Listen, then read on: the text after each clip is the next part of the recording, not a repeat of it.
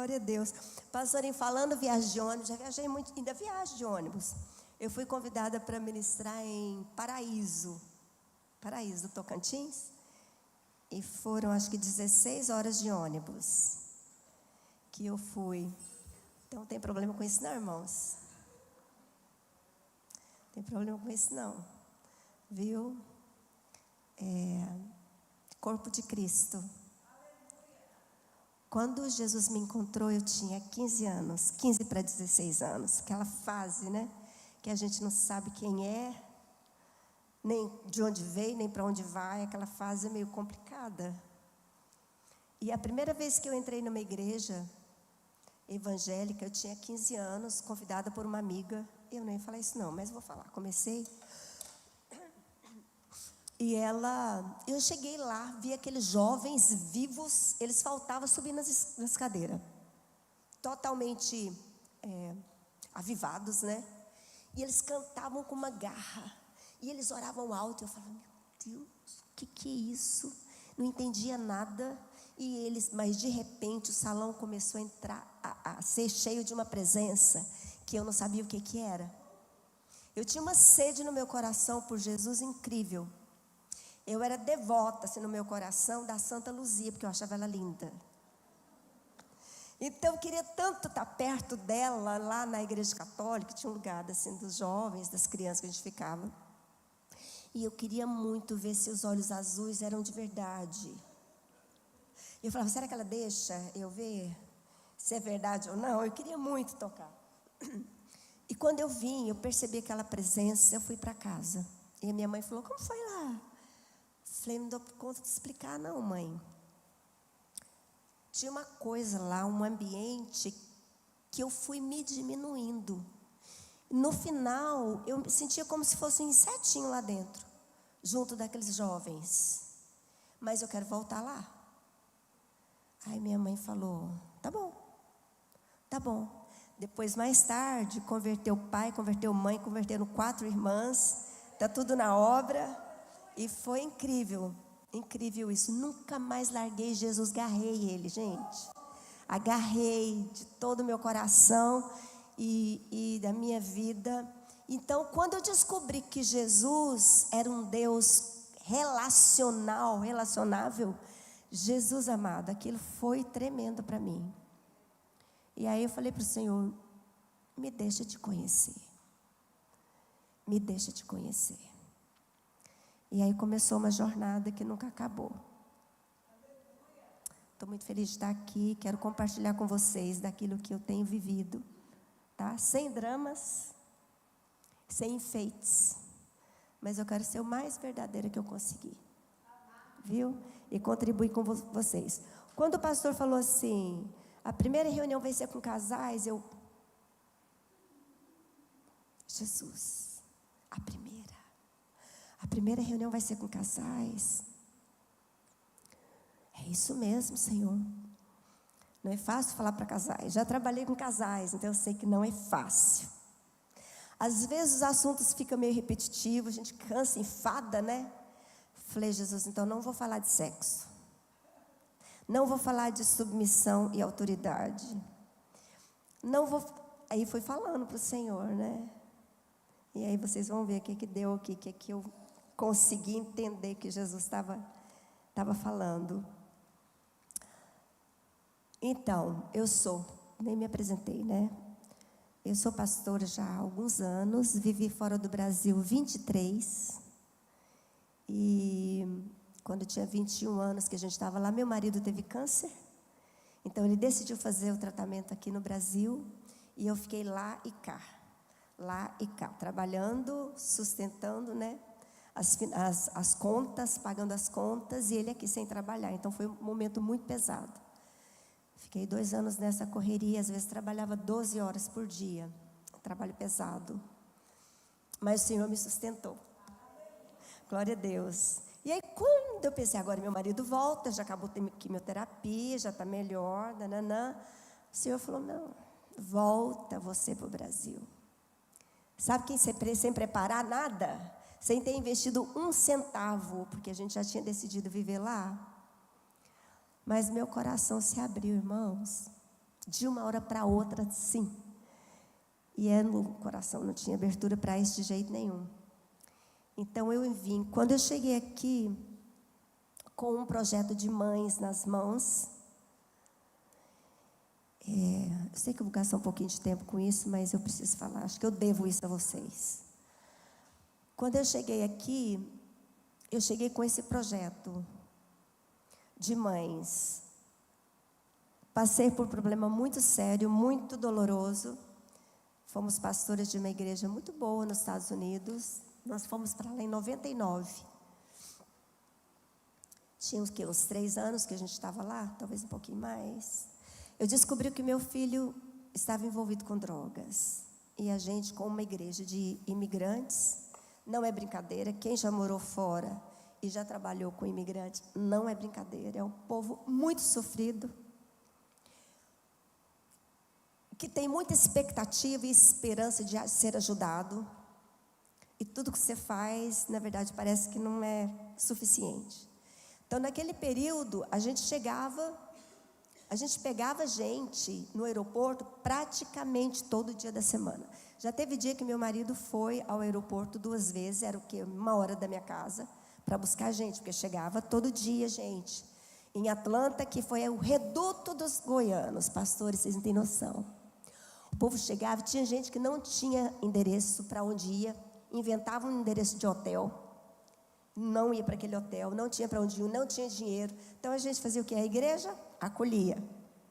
Cada um levava um pouco para casa e a gente ajudava, né, hospedando os primeiros dias, ajudava a arrumar trabalho, e ajudava a tirar a carteira de motorista, e ajudava depois a conseguir um trabalho, e ajudava depois a alugar um quarto ou um apartamento, e assim ia.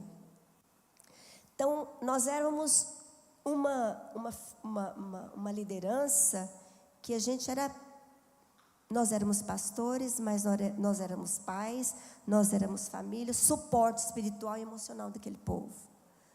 E foi lindo, a igreja explodiu na época, foi maravilhoso. Então, quando eu descobri essa questão do meu filho, ele era um dos líderes excelentes de adolescente. O povo, nossa, todo mundo queria ser do grupo dele. E uma visão de reino muito clara, muito linda. E quando eu descobri que a igreja não blinda pastores, foi um golpe. Porque desde a minha conversão, eu pensava assim, a igreja é o lugar que protege. E tem que ser mesmo, né? Mas não tem uma bolha. E não existe em lugar nenhum. E eu descobri isso às duras custas. Por mais que os pais se empenhem, você não dá conta. Você não tem controle. Tem escolhas, tem alguns cálices que você vai ter que beber. E esse foi um muito difícil para mim. E então, naquele momento, eu fiquei mais ou menos uns 2 anos sem falar para ninguém, emagreci, fiquei assim, nossa, eu fiquei muito magra. Muito magra. E continuando trabalhando fora e continuando cuidando da igreja, mas não contava. E depois de mais ou menos 2 anos, pouco antes disso, Deus me falou, o que você vai fazer com a sua dor? Você pode ser congelada nela, mas você pode gerar vida a partir da sua decisão. E eu falei, então, que eu gere vida. Não tenho a mínima noção do que o Senhor vai fazer, mas que seja assim. Bom, e tem uma longa história. Depois de 2 anos, eu tentei algumas coisas, nada funcionou. Depois de 2 anos, eu comecei a abrir as minhas agendas, né? Meu arsenal de devocionais. Porque Deus começava, eu sou de anotar mesmo, porque Deus fala comigo, eu tenho que anotar, porque eu não confio na minha memória. E valido a palavra que Deus fala. Então eu registro. E daí, um dia eu comecei a abrir uma, comecei a abrir outra, E eu falei, meu Deus, eu tenho aqui um embrião para mães, de um chamado para mães. E aí Deus falou mais claro comigo, levanta um movimento de mães que se comprometam comigo com relação àqueles a quem elas geraram. E através desse comprometimento eu vou alcançar a sua descendência. Então tem sido assim. Quando eu cheguei aqui, está sendo um boom, porque Deus está movendo. Nada grande demais. Mas tem crescido e muitas mães têm vindo. Gente, de todas as classes sociais. Primeiros grupos que nós fizemos foi de gente de alto escalão mesmo. Eu até assustava o nível, porque eu sou uma pessoa muito simples. Fui criada na roça. De verdade, na roça mesmo, muito simples. Então, conviver com aquele povo, às vezes, era um pouco difícil para mim, ainda é. Mas em todo nível, não importa, se financeiro, se cultural, se casarões, se casebres, em todo lugar tem mães, e em todo lugar tem um filho, filhos que precisam de uma mãe que ora. Então, Deus tem feito assim. De altas classes, há uma que agora nós assumimos no ano passado, que é um grupo em uma invasão, onde eles recebem reforço escolar, e nós somos convidados para atender essas mães dessas crianças, e tem sido uma experiência muito linda, muito rica. Então tem sido assim, falei para o Senhor, sentido de existência, achei.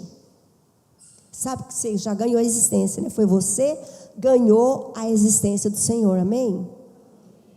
Nós ganhamos a existência com uma missão. Então, para mim, eu abracei. E eu tenho me dedicado à palavra e à missão que o Senhor me confiou. Estou muito feliz de estar aqui. Honrada demais. Então, quando aconteceu de falar sobre os casais, eu falei, nossa, logo casais, Jesus, que desafio. O Senhor tem certeza, né, que vai ser? O Senhor falou. Eu falei, Senhor, por que os casais foi primeiro? Porque eu estou debaixo dos pastores. Por que os casais foi primeiro?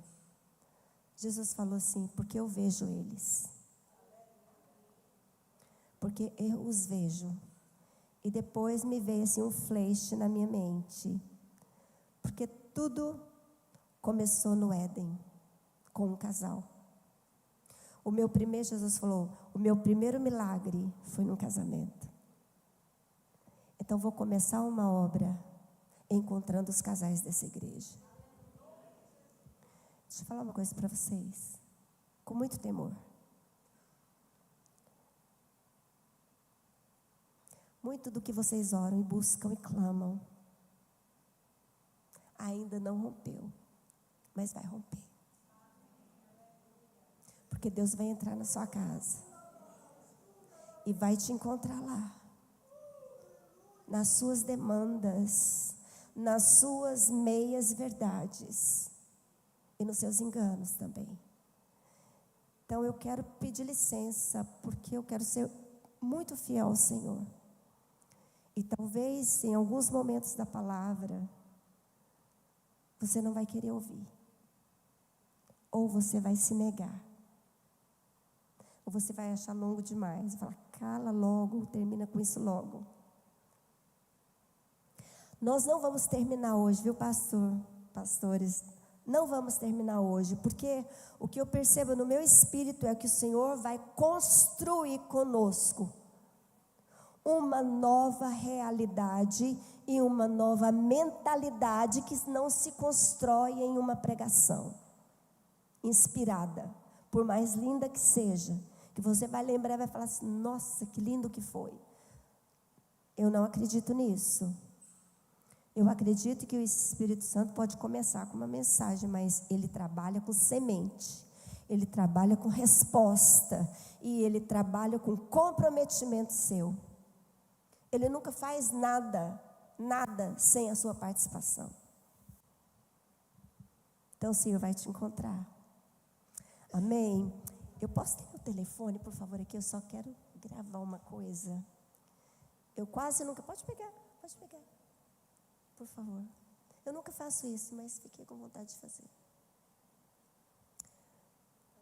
Isso, obrigada. Se alguém quiser gravar, fique à vontade, viu, gente? Eu não tenho dessas frescuras, não. Vou deixar aqui, porque muita coisa que o Senhor fala, Ele fala na hora. E depois eu esqueço do que foi. Vou pôr aqui rapidinho, tá? Eu quero saber até que hora que nós temos, porque vocês não me conhecem com o microfone na mão. Não, pode limitar. Verdade. Não, pode falar. Não. Mais ou menos o quê? Meia hora, 40 minutos? É? Então vamos indo aqui. Deixa eu perguntar outra coisa. Eu preciso muito dessa resposta. Quantos poderão vir aqui no domingo de manhã, na escola dominical? A maioria? Glória a Deus. Glória a Deus, porque a gente vai estender até lá.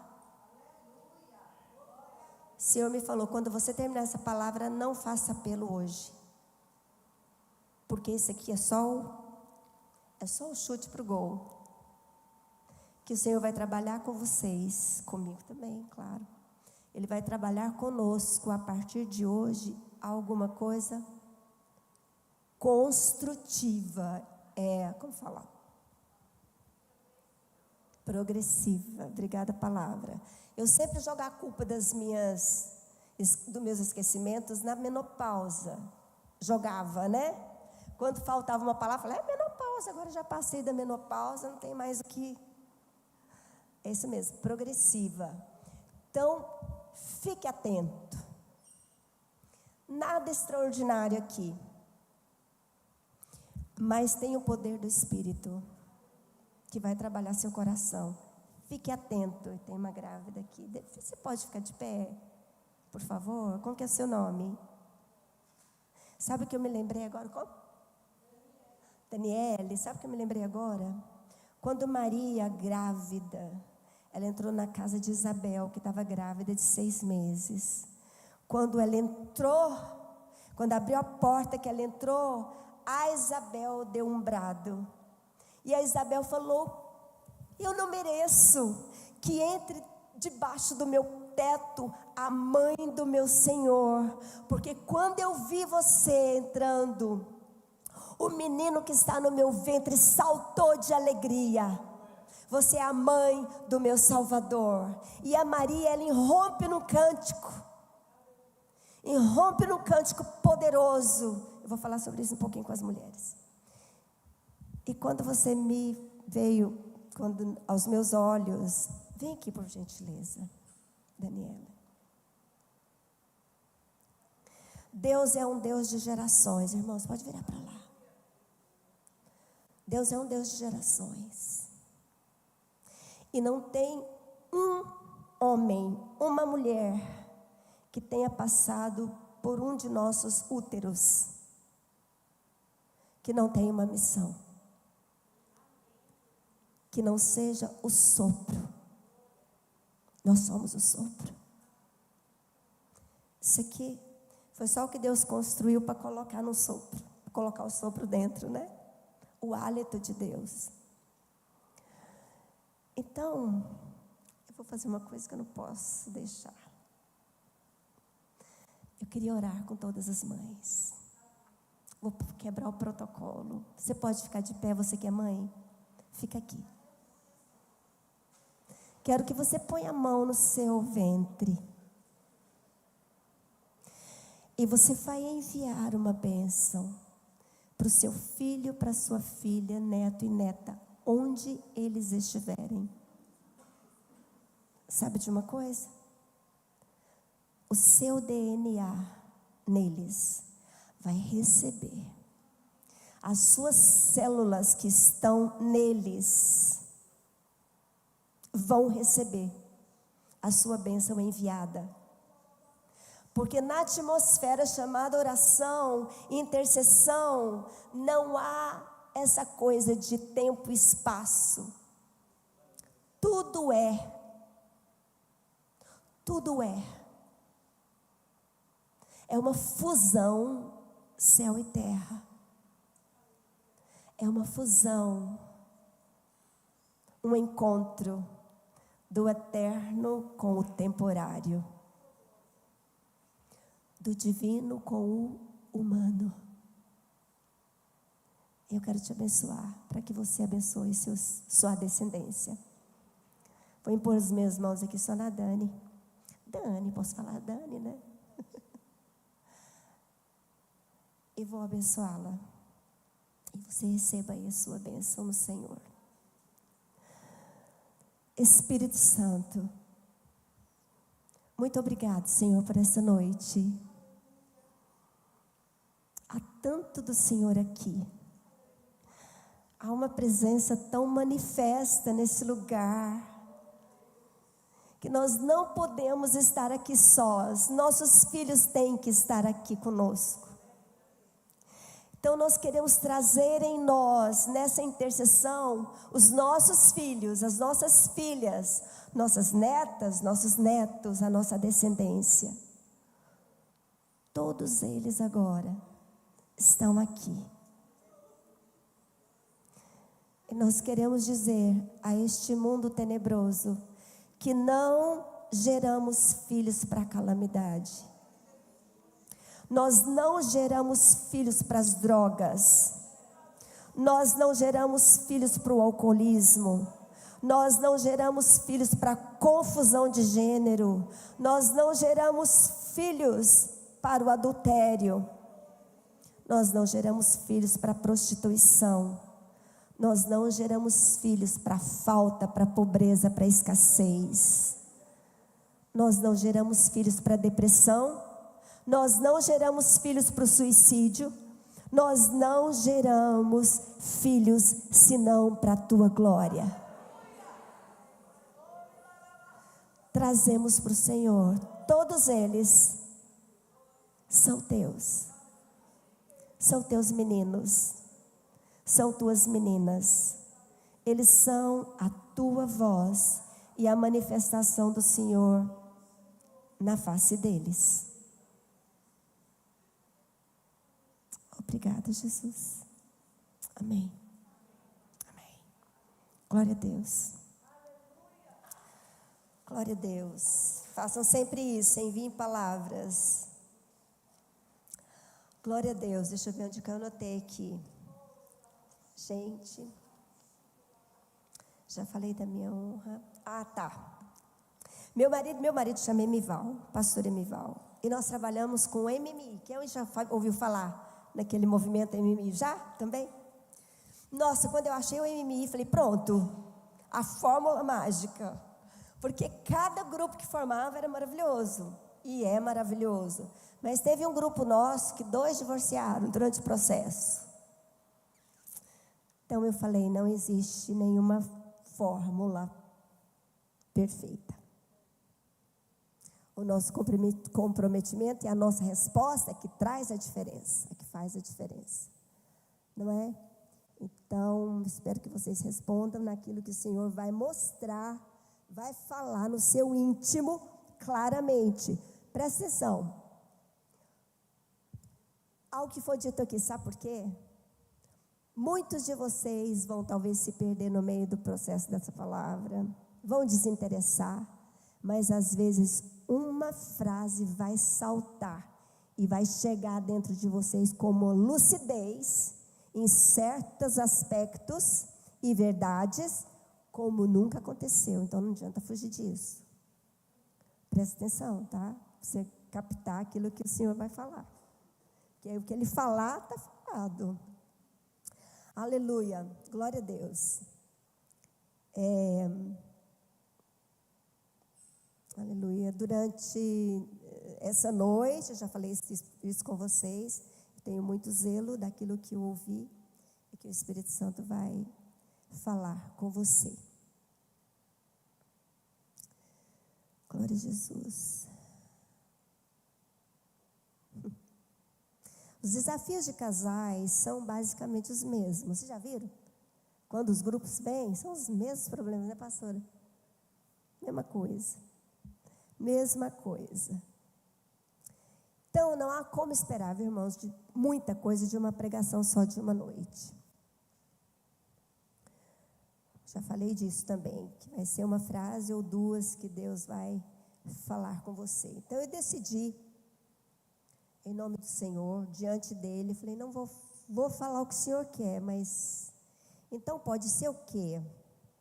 Eu posso falar de Abraão e tirar lá de Abraão algumas lições importantes. Mas depois eu percebi que não era. Eu ia trabalhar o Abraão, exatamente a questão que uma vez eu vou falar traiu, desculpa, essa palavra é forte. Ele traiu a mulher dele quando ele ficou com medo de ser morto, e ele foi lá e pediu para ela mentir que ela era irmã dele. Não mentiu de tudo, né? Porque ela era meio irmã. Mas ele falou assim, não, eles vão me matar para ficar com você, porque lindeza, né? Essa lindeza que você é. Então você vai mentir para me proteger. E assim esse homem, esse marido tão respeitado, tão rico, tão poderoso, esse não era tanto assim naquela época, mas se tornou depois muito mais.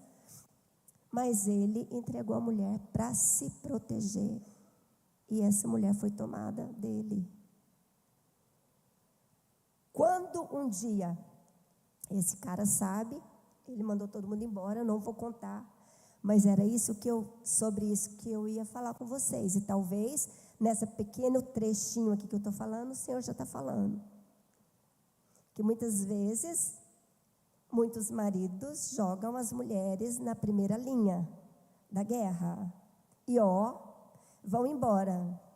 Você falou, já começou a pegar no meu pé. Eu tenho tive um grupo no semestre passado, um grupo só de mães atípicas. Todas elas mães de autistas. Todas elas, eu acho que se não 2 ou 3 apenas, os maridos, deixaram as mulheres na linha de frente e ficaram de longe, só observando. Alguns nem contribuem direito, contribuem. Que coisa incrível. Vai escutando. E depois, esse homem, quando vai embora, ele recebe da mulher dele uma mulher escolhida a dedo, uma escrava, para gerar filhos. Não, eu não vou ler, tá? Eu só vou dar os textos e vocês vão ler em casa, porque já está tarde, eu não vou ter tempo. Mas eu tenho os textos certinho aqui, tá? Esse aqui é Gênesis, viu? Capítulo 12, ele mente. Capítulo 16, ele toma a escrava egípcia e vai ter um filho para ser o filho dele e a Sara. Então a Sara cria esse menino aqui como um filho. Era a mãe dele, era o filho dela. Só que aí ela engravida. Ela engravida e ela não fica mais com esse menino, com todo esse amor, com todo esse zelo, e ela não o reconhece mais como filho, e num determinado momento ela manda esse menino embora, e a escrava também. O Abraão, falei que não ia pregar, mas acabei falando nele, né? Só um pouquinho. O Abraão, ele obedece, ele vai no conselho e na vontade da Sara. E eu não vou entrar aqui na questão de lei e graça, que isso aqui era uma profecia sendo cumprida. Eu estou falando da dor do relacionamento que essa família viveu. Separa isso, tá? Senão você vai justificar o que ele fez. Esse menino é mandado embora com água e pão de um pai rico. De um pai muito rico. Nada mais. E essa água e esse pão acaba rápido. Fiquei pensando até hoje, eu falei, Senhor, será? Nunca li a respeito, nunca ouvi. Mas será que o Ismael viu o pai dele de novo? Depois disso? Eu acho que não, o senhor acha? O senhor já leu alguma coisa, pastor? Eu não, eu estou falando que eu não sei mesmo não. Mas fiquei curiosa, eu tenho a impressão que não. Tenho a impressão que o pai mandou embora, e eles foram, muitas experiências lindas pelo caminho, mas um emaranhado danado para Israel e para todo mundo, para nós inclusive, até hoje aconteceu nessa época, com essa atitude de Sara, que provavelmente tem muito a ver, Lá quando ele colocou a Sara na linha de frente da batalha. Você entende isso? Tem o homem e tem a mulher. Tem os papéis e as responsabilidades. Então, 16, em Agar, depois Gênesis 21, Agar e o menino é mandado embora. E aí eu fiquei pensando assim, então, também eu poderia falar sobre o Davi, que vai ter muita coisa aqui. Mas também depois decidi que não era, porque não foi o que o Senhor fluiu. O rei Davi, para nós aqui hoje, seria aquele esticado de olhar, sabe? Para além das fronteiras da sua casa. Estou só pegando o homem aqui hoje, né? Desculpem, amarada. Não é o que o Senhor está falando com você. O Davi esticou o olhar. E bateu lá onde não devia. Viu uma mulher linda, maravilhosa, tomando banho. E ele cobiçou aquela mulher de tal ponto, a tal ponto que ele mandou buscá-la para ele. Já tinha tantas outras, mas ele foi atrás.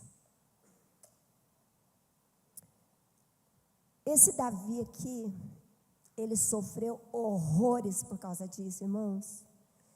Porque o adultério, porque essa escapulida que talvez ele quisesse só por uma vez, resultou numa gravidez, resultou no assassinato, resultou numa morte do filho primogênito desse casal, né, do Davi e da Betseba, e resultou num tormento na vida de Davi. Tudo que nós vivemos como casal tem consequências. Nós precisamos atentar. Então, fiquei pensando, Senhor, não é isso? Não. Mas então a sunamita, um homem mais omisso do que aquele, é difícil achar uma palavra. Ele tem um filho na velhice, que a mulher era estéril, ele ou a mulher, não sei.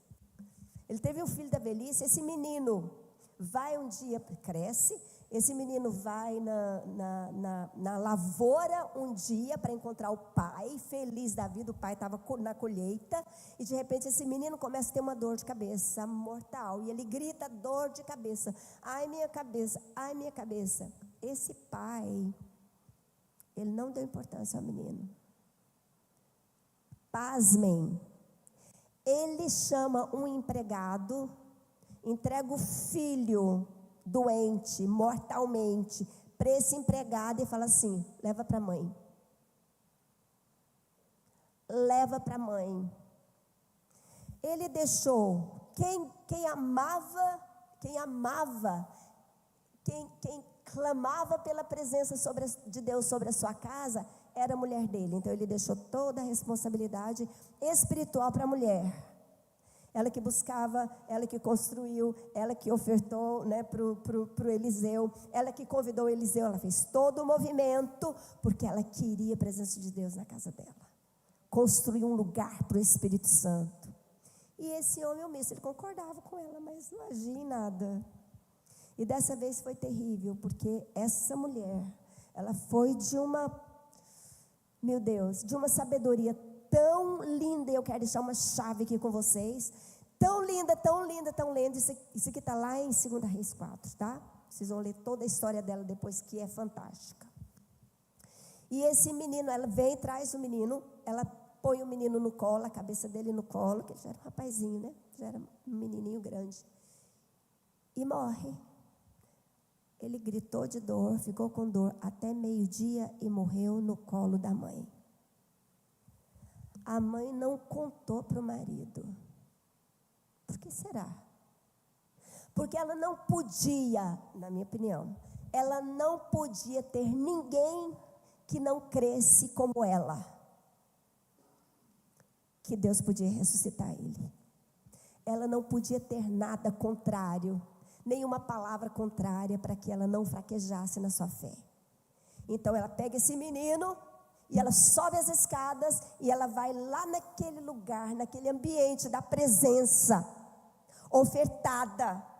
E ela vai lá e coloca o seu filho morto lá. Fecha a porta, não conta para o marido e vai atrás da presença de Deus. Ela não diz uma palavra para ninguém assim, ó, o meu filho morreu. Nenhuma. Era o filho da promessa.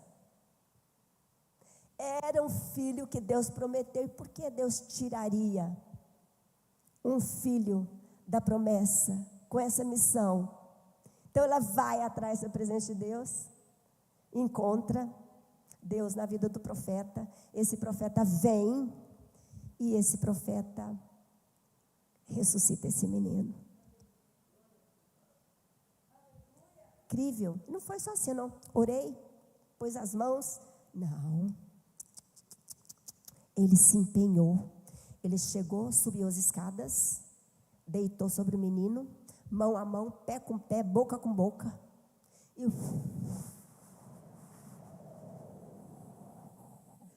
o sopro de novo. Quem é que estava nele? Ele era a voz de Deus. Ele era a face de Deus, a manifestação do Senhor. Nada aconteceu. Uma vez, duas vezes, de repente esse menino começou, tá igual eu, né? Atchim! Atchim! Atchim!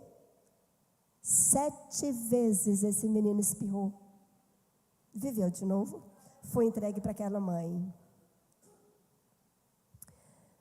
Eu não sei o que o Senhor já começou a falar com você, mas não era nada disso, obviamente, porque senão a gente ia aprofundar nesses assuntos todos, em alguns deles, em alguns pontos importantes, de ensino mesmo, de aprendizado prático. Mas eu ouvi uma palavra do Senhor: arrependimento. Arrependimento. E o Espírito Santo, aquele que nos convence do nosso mau caminho, da nossa má conduta, dos nossos maus pensamentos, dos nossos maus desejos, dos nossos maus quereres que temos, planos, das nossas intenções, sabe todas as coisas, e isso não está sendo dito aqui para incriminar, muito menos para condenar. Não é para julgamento, irmãos. Mas o Espírito Santo vai falar com você e vai te mostrar. Eu creio que você vai ser conduzido a um lugar, a um quarto, ao seu próprio quarto, da sua própria presença, porque Ele vai mostrar você a si mesmo. E eu estou com muita liberdade de falar isso aqui, porque eu sei o que eu escutei. Então segura aí. Eu pedi, vamos lá, né? Não vou demorar muito não, eu acho. Eu pedi para acontecer um vídeo, não sei nem se vai dar para passar. Dá? Será? Vamos tentar. Vamos ver se vai dar aqui para vocês verem. Eu acho que talvez, né? Fica melhor. Porque não está muito... Para mim está perfeito naquela televisão, ali está perfeito. Dá para ver? Então tá, vamos lá. Vamos começar com uma coisa prática aqui. Bom dia, senhora. Posso ajudar? Só quero olhar. Por favor. Essa Ferrari 488 pista Spider é a coisa mais bonita daqui. Depois da senhora, é claro. Posso ver dentro? Pode? Claro. Não. Dentro. Ah, sim. Aqui está, o motor V8 mais poderoso, Twin Turbo, 3.9 litros, potência de mais de 700 cavalos. Eu quero testar. Claro. Tá.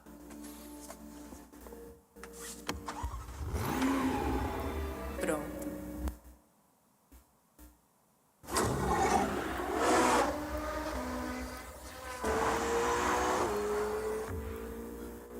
A senhora sabe dirigir, não é? Sei.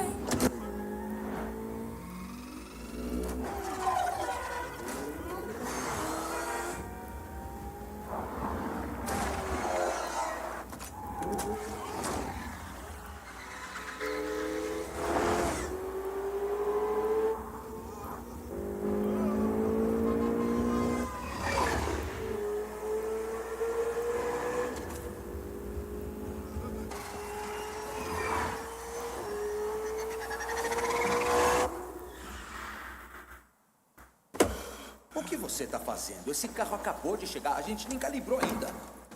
Desculpa, senhora Kwan, eu não vi que era a senhora. Não está respondendo bem. Quanto tempo leva para ajustar? 2 dias. Tudo bem, para a senhora 1 hora. Obrigada. Você precisa comprar tudo o que vê, querida? Para onde vai tudo isso? Para mim, querido. Eu só estou perguntando. Você precisa de outra Ferrari? Eu comprei para você. Feliz aniversário. Meu amor. Obrigado.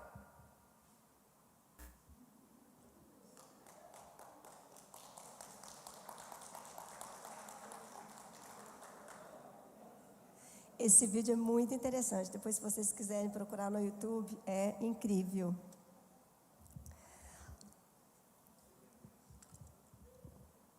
Todos temos sacolas. Vocês viram que ela chega com um monte de sacola? Ficou claro aqui? Ela chega com um monte de sacolas na mão, caríssimas, é claro. Talvez até alguma joia mais cara do que essa Ferrari aí. Chegou e ele fala: você tem que comprar tudo que você vê? Por que você comprou isso? Para mim, segurando as sacolas. Antes disso, ela chega na concessionária da Ferrari e ela pega o último modelo. E eu fui pesquisar o preço desse carro, porque ele dá todos os detalhes. Deixa eu ver para vocês aqui. Ele custa, na época, isso aqui já tem alguns anos, tá? Ele custava na época 5 mil, não tem muito tempo assim não, tantos anos não. 5.364.393 reais. E aí ela chega, conversa, o cara não queria nem dar muito papo, né? Ela toda autoritária, toda independente, toda senhora de si, toda empoderada. E ela chega lá e fala assim: eu quero dirigir esse carro. E ele treme as bases. Vocês viram que ele mudou a cara, né? E aí não tinha como falar não, né? Então ela já era cliente. Então ele põe ela no carro e vai com ela. Quando ela vai entrar no carro, o que ela entrega para ele? Não sei se deu para ver. Os sapatos dela. Tirou o sapato e entrega para o vendedor. Cuida para mim, né? Dos sapatos. E entra aí. Vocês viram, né? A velocidade com que ela foi, testou esse carro, e testa o freio, testa motor, e vai. Quando ela finalmente estaciona, o rapaz reviveu, né? Porque acho que ele já se via mortinho. Aí lá vem outro vendedor bronquear: você está louco? Deixa sair esse carro, ele não está nem pronto, nem está, como fala? Ajustado, né? Ele nem está ajustado, ele acabou de chegar. Aí quando ele vê que é aquela mulher, ele também se intimida e ele, pianinho com ela. Desculpa, eu não vi que era a senhora. Aí ela falou: não está respondendo bem. Depois daquela trajetória toda, daquela ousadia toda para dirigir aquele carro, ela fala: não está respondendo bem. Quanto tempo para ajustar? 2 dias. E ela só olha para a senhora. 1 hora. Eu vi esse vídeo e falei: Senhor Jesus, é o retrato de muitas casas. Porque todos temos sacolas para prestar contas. Quem nunca teve uma sacola, 2 ou 3, que o marido não perguntasse assim: para quê? Você já tem 30 pares de sapato, para que mais um? Tem não sei quanto de roupa, para que mais um? Quem é, por exemplo, apaixonado em tecnologia, todo ano quer trocar, para quê? Você não usa nem 1/10 que esse telefone te oferece. Para quê? Outro. E a coisa vai, né? Mesmo que o dinheiro seja dela, isso acontece com homem, mulher também, mas é mais raro. Mesmo que ela tenha estudado, mesmo que ela tenha se formado, mesmo que ela tenha se trabalhado bastante para isso, se gasto, né? na sua força de trabalho, ela é cobrada e ela é questionada. Todos nós temos isso, basicamente. A gente tem que lidar com isso. Às vezes o homem também, né? Mas relógio de novo? Onde vamos parar? E aí eu fiquei pensando, quantas mulheres querem e gostariam de ser essa mulher? Quando você viu, você gostou, você aprovou a atitude dessa mulher? Não precisa responder não, tá? Só estou perguntando para você se situar. Eu estava lá longe. E aí eu ouvi algumas respostas de algumas de vocês. Que falou assim, yes, vai lá, porque você sou eu amanhã. É tudo que eu quero ser. Claro que não estou pretendendo uma Ferrari, né? Claro, a minha realidade é outra. Mas é essa independência e é esse empoderamento que me fascina. E as mulheres buscam muito isso. Então, muitas de vocês aplaudiram essa mulher. Essa mulher foi lá, independente, empoderada, intimidou todo mundo, foi lá, comprou um presente de mais de 5 milhões de dólares, sem consultar, sem falar nada para o marido, vai lá e depois dá para ele esse presente e parece louvável demais. Não é. Sabe a questão, meus irmãos homens, de novo. Meus irmãos homens, vocês têm uma Ferrari para lidar, entre parênteses. Situações em que vocês vão largando mão e abaixando e afrouxando. Esse cara afrouxou. E ela saiu superior, porque ele deixou. Feliz aniversário. Sacola no ombro. E ele gaguejando e pianinho com ela. Em coisas que parece que é muito exagerado, igual esse caso aqui, é claro, mas em coisas no seu casamento. Que esse macho tem deixado para trás, porque é mais confortável, porque tira dele uma responsabilidade e fica bem mais leve. Então ele vai deixando a mulher assumir o seu papel.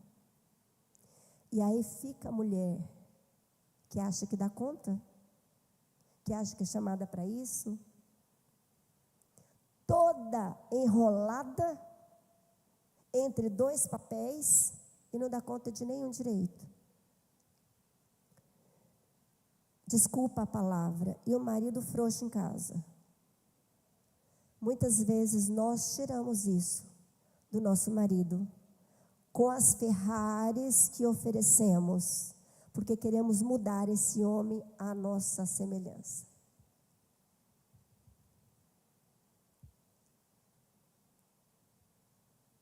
Vou falar com as mulheres amanhã. Não vou falar muito com vocês hoje. Amanhã.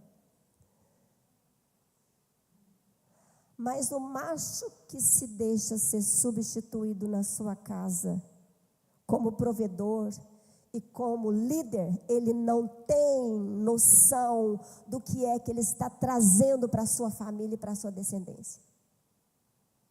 Não tem. A conta não vai fechar nunca. Porque serão filhas que amanhã, sem a presença desse pai, vai entregar a qualquer cara na esquina que der valor para ela, que der identidade para ela, que der abraço para ela, que der beijo para ela, que der flores para ela, que valorizar. Eu ouvi, eu vou contar isso aqui porque eu ouvi em público, em uma reunião que eu estava, era um curso que eu fui fazer com a aquela juíza, a doutora Tânia Tereza, vocês conhecem ela? Passei com ela uma semana em Brasília, no final do ano passado. E ela contou que no abuso, ela foi abusada sexualmente e ela tinha apenas 8 anos de idade.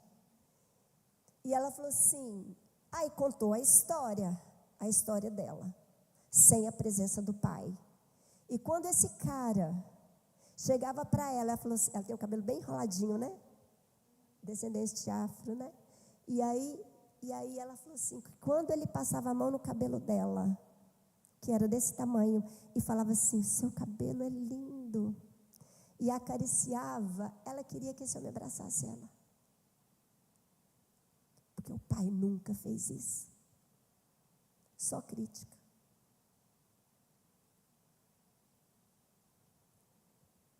Então a mulher, a menina, a sua filha, ela vai ter toda a chance, infelizmente, de achar um pai que vai abusar dela sexualmente. Ela vai se entregar sexualmente muito cedo. A falta do pai desprotege a filha e desencoraja o menino a se ver no pai. Quando ele olha para o pai, ele não quer ser igual. Irmãos, pelo amor do Senhor, fico querendo chorar, sabia? Cada vez que eu falo isso, é um rombo na minha vida, no meu estômago.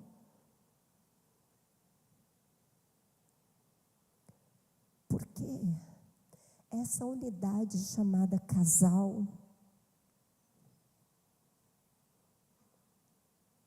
só está ainda de pé porque foi a palavra de Deus empenhada que ainda segura. Só é a palavra de Deus, seja um. Essa ideia de Deus, né, como diz o movimento MMI, porque os desafios não vêm só de fora, não vêm só de políticos, não vêm só de desenho animado, de redes sociais, e televisão, e cinema. Não é só isso. É um conjunto inteiro trabalhando para destruir a família. Como se não bastasse, a gente se divide em casa, irmãos. Quando meu filho foi que eu descobri que ele estava usando drogas, eu me culpei. Eu queria me fragilizar. Como é que chama? Se bater. Autoflagelo. Eu queria fazer isso. Eu queria cortar os meus cabelos. Você não tem noção. Eu procurei uma tesoura. E eu fazia assim com o meu cabelo. E eu falava, eu quero cortar no toco o meu cabelo. Porque parece que se eu cortar, a minha dor vai embora com o meu cabelo. Eu procurei, eu busquei em cada gaveta e não achei. E me joguei na minha cama e o meu filho chegou. Quando ele chegou, ele me viu, eu estava no formato de um feto na cama. E ele viu que eu não estava bem. E ele, pensa no menino apaixonado, com uma ligação com a mãe. Ele. Aquele lá, ele olha nos meus olhos e ele sabe. Não adianta esconder. E foi uma cena muito ruim. Aí eu percebi que Deus escondeu de mim a tesoura. Porque eu não sei a carga que eu jogaria sobre ele na minha fraqueza. E em demonstrar para ele o que ele estava me causando. Então, mãe, seja forte. E jamais desista da sua cria. Minha avó, pastor, teve 9 filhos. Ficou viúva, o último tinha 8 meses de idade. Chegou alguém lá para ela e falou assim, Dona Marinda, ninguém tem profissão, esses meninos ainda ninguém trabalha, tudo novinho. Novos, né? Tinha assim, adolescente já tinha 2 ou 3. Tinha alguns que já eram mais adultos um pouco. distribui seus filhos. Como é que a senhora vai fazer? Vai criar esses meninos tudo? Ela, meus filhos não são gatos, vão ficar comigo. E criou todos eles, homens e mulheres de bem. Não desista. E eu não desisti. Não desisti. Não desisti. Tenho convocado mães a não desistirem jamais, independente do que seja. O Abraão lançou fora. Eu tenho encontrado mulheres que os pais têm lançado fora. Mães também. Só mulher, só homem não. Mães também, que o filho drogado em casa manda embora. Porque não dou conta. Que o filho homossexual manda embora, porque está expondo a minha reputação de líder, de pai.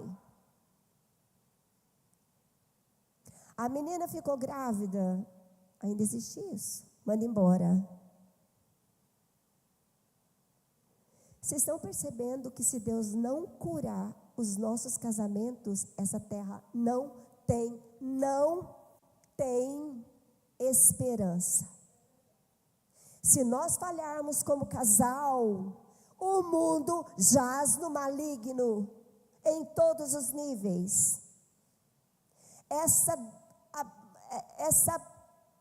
Eu não sei nem que nome, nem como adjetivar isso, mas esse movimento dos robôs, Deus me falou isso muito antes, e eu falava para as mães assim, no comecinho, nossa descendência, nossos filhos, lá na frente, vai ter tanto robô, eles vão ter que lidar com robôs que eles não vão saber se são humanos, se são máquinas, porque vão ser tão iguais. Eu estava lendo essa semana passada, já estão falando em criar no laboratório pele de humanos para os robôs, para que criarem de sangue humano a carne e os músculos, para revestirem os ferros dos robôs, os fios dos robôs. Eles vão ter sensibilidade do toque. Gente, vocês acreditam nisso? Já está à porta. Aperta o cinto, marido. E aperta o cinto, mulher. Assuma o seu papel. Homem, olha, levanta. E eu vou falar para vocês aqui, assim, eu não vou fazer apelo, não. O Senhor vai te mostrar onde é que você caiu. De onde você caiu. Qual foi a Ferrari que essa mulher foi te entregando? Foi só uma. Que você foi abandonando o seu posto de pai, de marido e de líder. E deixando que ela assuma. Ah, não. É minha mulher que gosta de ir para a igreja, ela ora. Vai orar, mulher. Vai jejuar, mulher. E eu fico de boa. Não. Sabe que os olhos do Senhor estão sobre a sua casa.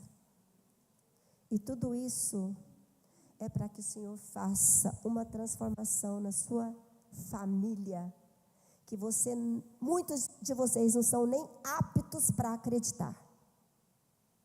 O Espírito Santo vai ter que renascer e fazer isso acontecer dentro de vocês. Mudar o olhar para com o seu cônjuge, segundo a visão do Senhor. Esse milagre pode acontecer. Alguém pode dizer amém? Mais algumas pessoas? Então, quando o Senhor falou, sabe o que me veio à mente? Coisas incríveis. Que na perfeição da criação, um ser se rebelou e saiu do seu lugar. Um guardião saiu do seu lugar, abandonou o seu posto e quis outra coisa.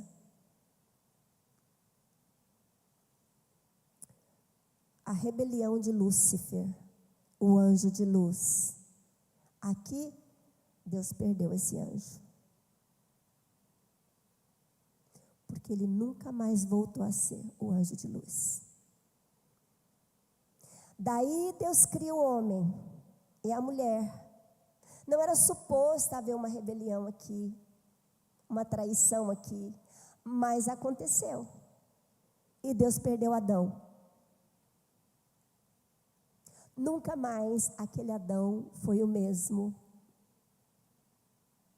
como ele era na criação, na plenitude. Eu fiquei imaginando, essa semana, minha mente é muito criativa. Vocês não... Às vezes eu convido vocês para ser também. Eu dei a impressão que a hora que essa Eva foi apresentada para esse homem, gente, foi uma explosão. Não, foi uma explosão. Pensa em música. Certeza que teve música. Pastor, não teve? Teve. Teve música, teve dança. Sabe aquele beijo? Eu fiquei pensando assim, o que eles transmitiam um para o outro no beijo? Porque beijo é transmissão. O quê? Como é que eles dançavam? Como é que eles bailavam? Como é que eles se entregavam um para o outro? Meu Deus, era uma plenitude sem fronteiras de alegria, de gozo, de tudo. Mas a desobediência quebrou tudo. Primeira coisa foi a acusação. Eu terminei de falar de mim, né? Então, eu fiquei me culpando muito tempo. Depois, eu me pus a culpar meu marido, pastor. E achei. Quando eu busquei culpa nele, pense que eu achei um punhado. E eu brigava, como se ele pudesse voltar e refazer. E como se resolvesse o problema. Quanto mais eu culpava, julgava e condenava, pior a coisa ficava. Eu queria abraçar tudo, né? Todo o lado espiritual, tudo. Bom, gente, transtorno. Foi um transtorno até que Deus entrou na equação e foram quase 2 dezenas de anos. Não foi instantâneo. Agora, nesse tempo, Deus trabalhou comigo. E Deus fez de mim, de fato, uma nova criação. Porque tudo que ele viveu foi escola para mim. Tudo. Tudo. E às vezes eu ficava 2 meses sem ter nenhuma notícia. Enfrentamos muita coisa.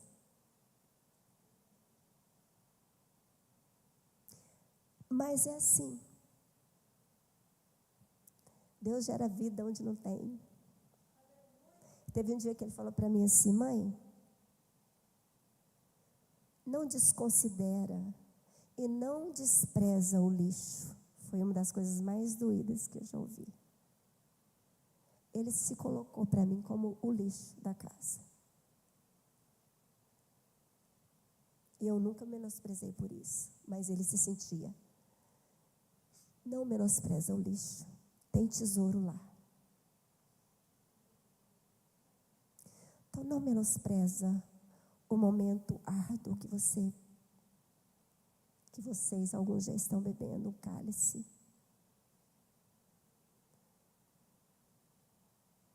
Beba esse cálice com Jesus.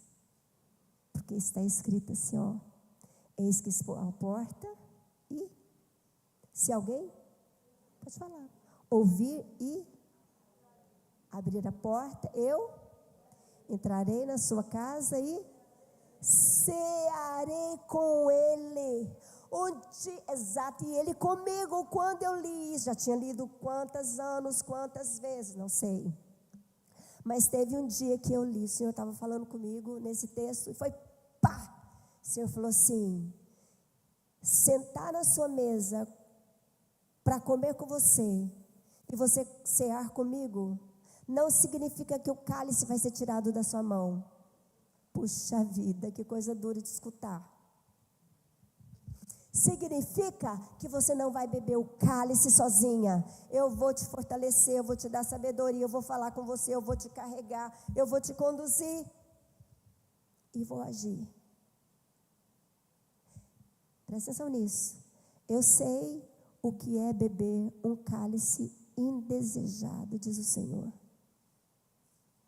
Quando ele pediu para o Pai, passa de mim, se for possível, esse cálice sem que eu beba, o Pai tirou? Tirou? Livrou Jesus do cálice? Não. Jesus foi até o fim. Então você que ora e que quer ter uma vida semelhante, o mais semelhante a Jesus, você vai passar por marcas e você vai adquirir algumas cicatrizes, algumas chagas na sua caminhada. Isso vai te identificar com Ele.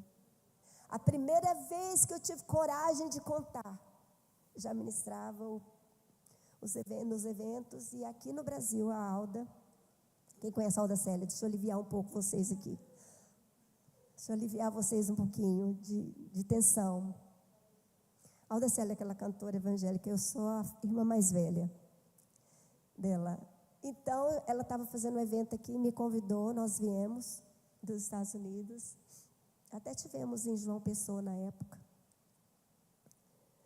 E naquela ocasião, meu Deus,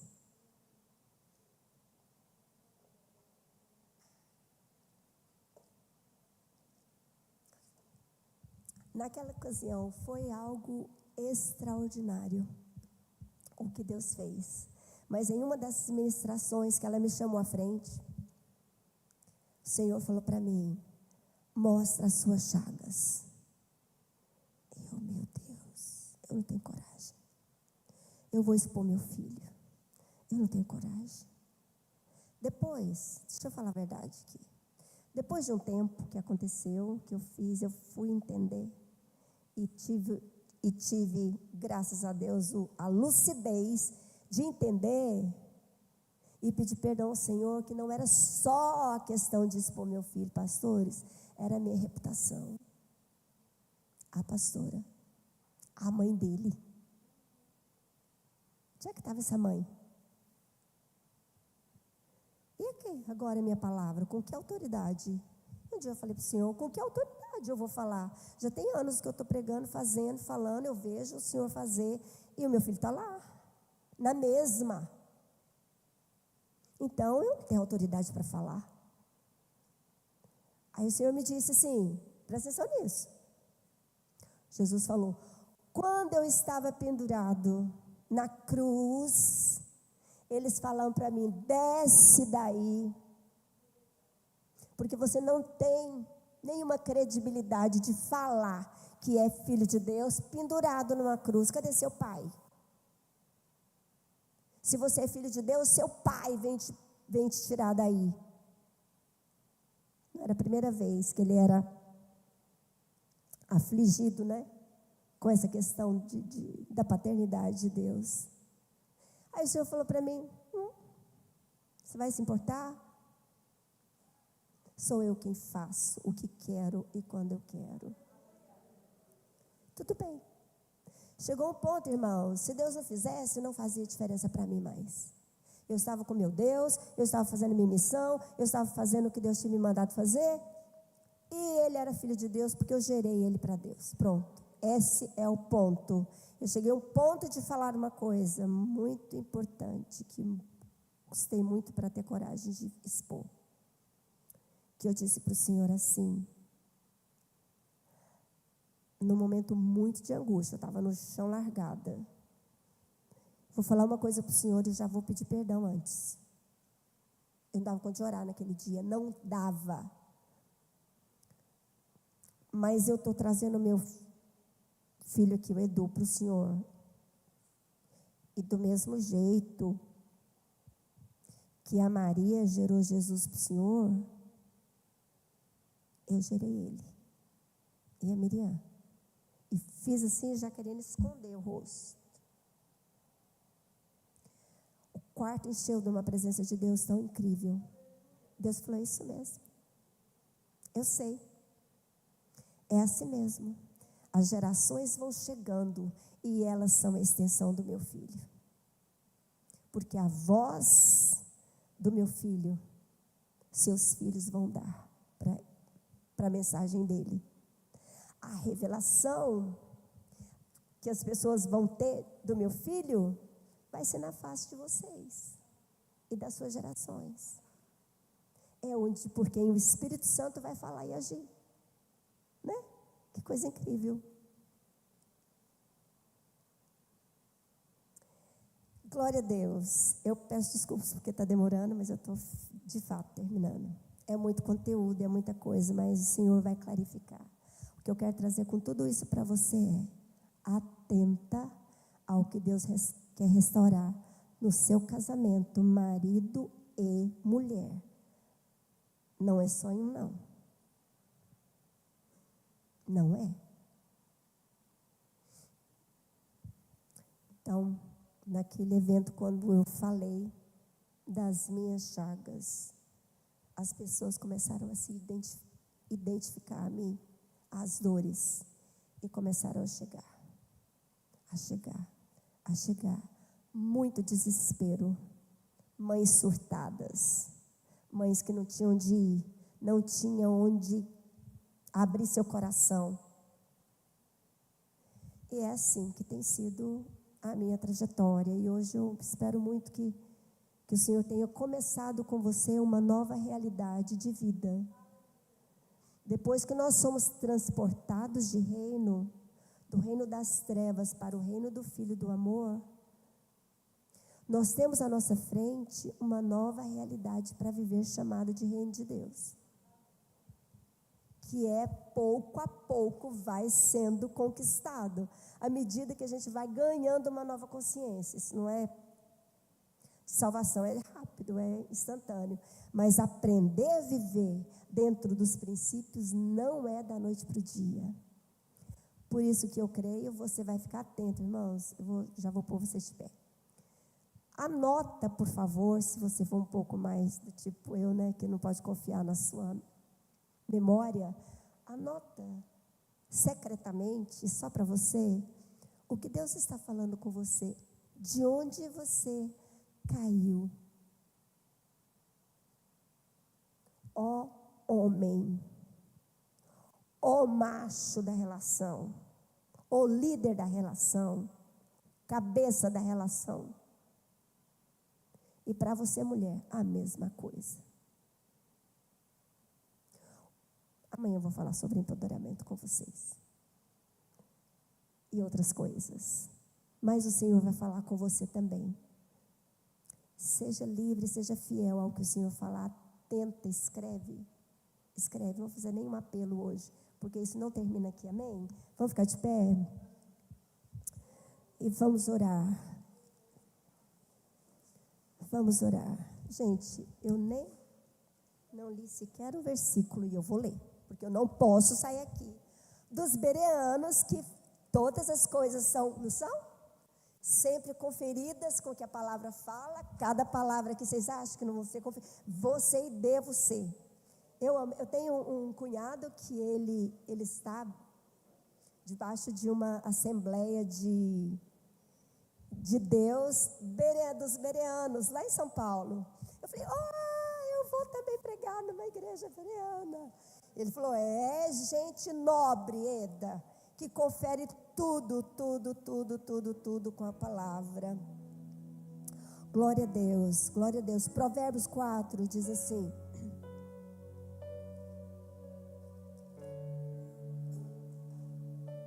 aleluia. Deixa eu falar uma coisa aqui, mais uma, só para terminar. Se você ouviu tudo aí com tanta presteza, obrigado pela atenção, e não percebeu nada para você até agora, fala, não tem nada a ver comigo não.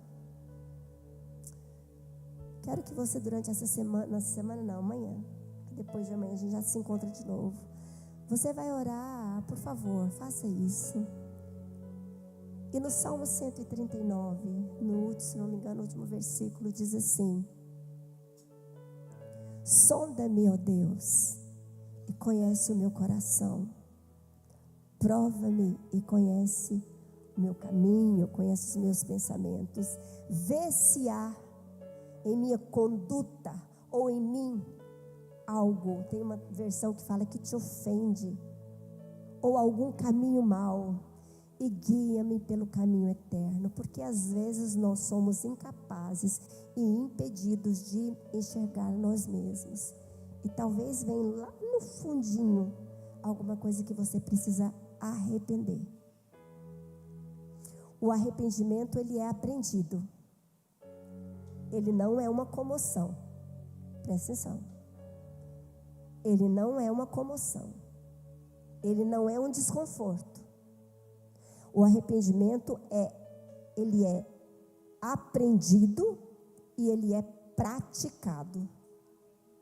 Ele é um fator que exige compromisso. E aí no domingo a gente vai falar um pouquinho sobre isso. E a gente faz o que o Senhor mandar fazer. Amém, gente? Amém. Levanta sua mão bem alta assim. Amém. Bem alto, mais alto que você conseguir. Eu aprendi que é assim, quando a gente levanta as mãos, tem que ser o mais alto que puder. Não levanta as mãos só do seu cotovelo, levanta alto. Porque Ele é aquele que se assenta no trono, alto e sublime. E no Provérbios diz assim: fazei veredas novas.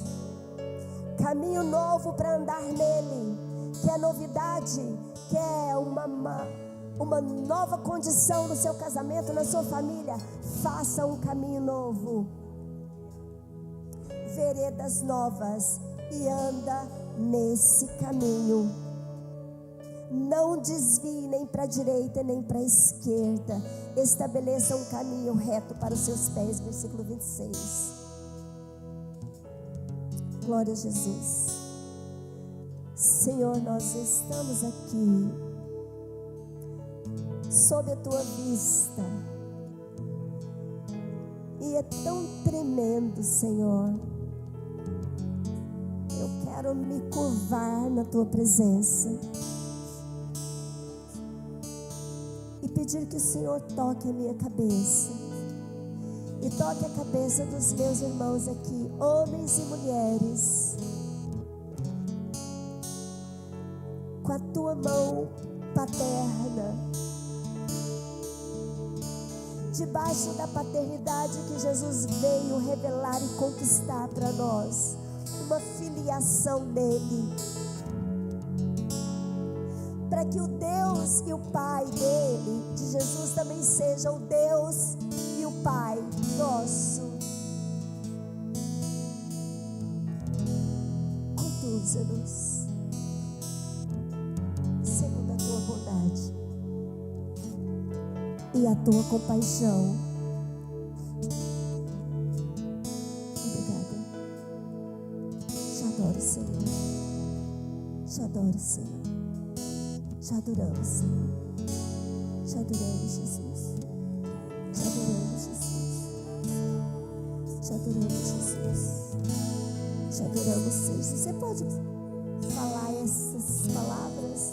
Te adoro, Jesus. Te adoro, Jesus. Te adoro, Jesus. Família e teus filhos e os filhos dos teus filhos, que a bênção se derrame até 1000 gerações. Tua família e teus filhos e os filhos dos teus filhos, sua presença te acompanhe por detrás, por diante, do teu lado e em ti. É contigo, é por ti, e de dia e de noite, entrada e saída, em teu riso, em teu choro. É contigo, é por ti, é contigo, é por ti. O seu lugar, sua posição na ordem de Deus,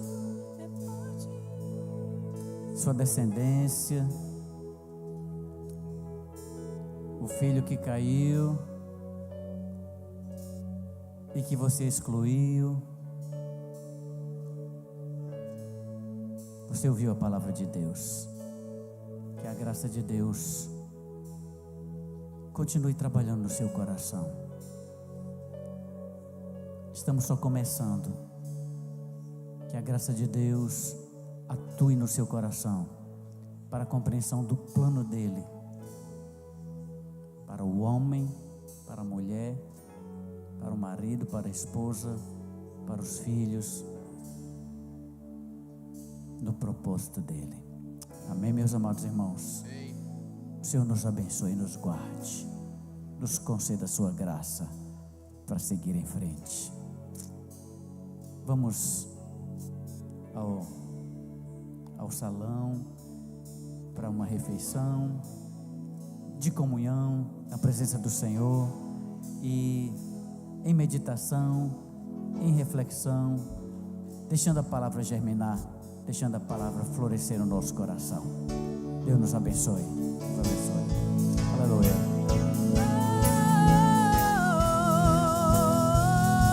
Que a bênção se derrame até 1000 gerações, tua família e teus filhos e os filhos dos teus filhos. Tua presença te acompanhe por detrás, por diante, do teu lado e em ti. É contigo, é por ti.